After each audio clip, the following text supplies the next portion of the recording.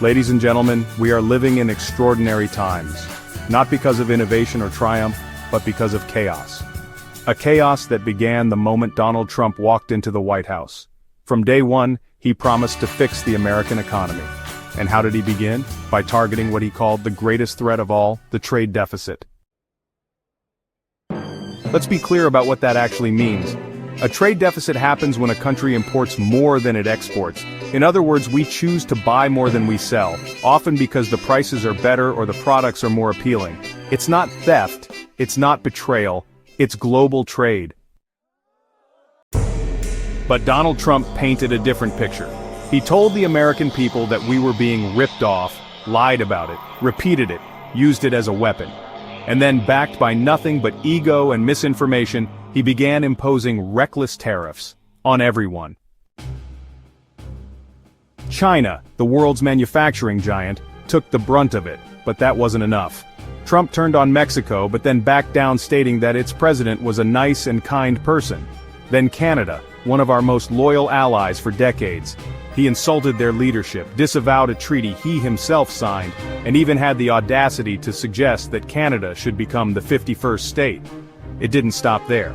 He went after Greenland, yes, Greenland, publicly stating it should be part of the United States one way or another, throwing diplomatic relations with Denmark into a tailspin. Then came Ukraine. He accused them of starting a war they did not start, and worse, aligned himself with Vladimir Putin, a tyrant and war criminal. In doing so, he dismantled decades of U.S. foreign policy that united democracies against authoritarian regimes. And just when we thought the damage was done, he unleashed 145% tariffs on China.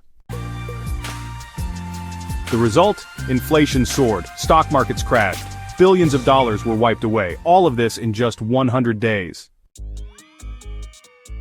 No rational leader, no stable mind could make this many destructive decisions in such a short time. Not one credible economist supported these moves, not one ally applauded. The world watched in disbelief. So we must ask, are these the actions of a president or an insane man? There's a term for this: senile dementia, a decline in mental ability that disrupts judgment, memory, and reason caused by aging.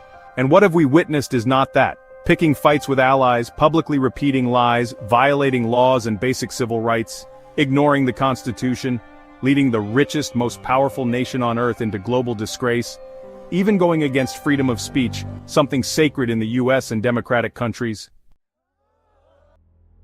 Because make no mistake, the United States, once the beacon of democracy, is now the laughingstock of the globe. 100 days, that's all it took. Let us hope that the people and the institutions of democracy can still stand tall and push back, before it's too late, before the damage becomes permanent. Because trust, once lost, is nearly impossible to regain. And worst of all, this might not be malice. This might be the result of an unaware, careless mind, suffering from a condition.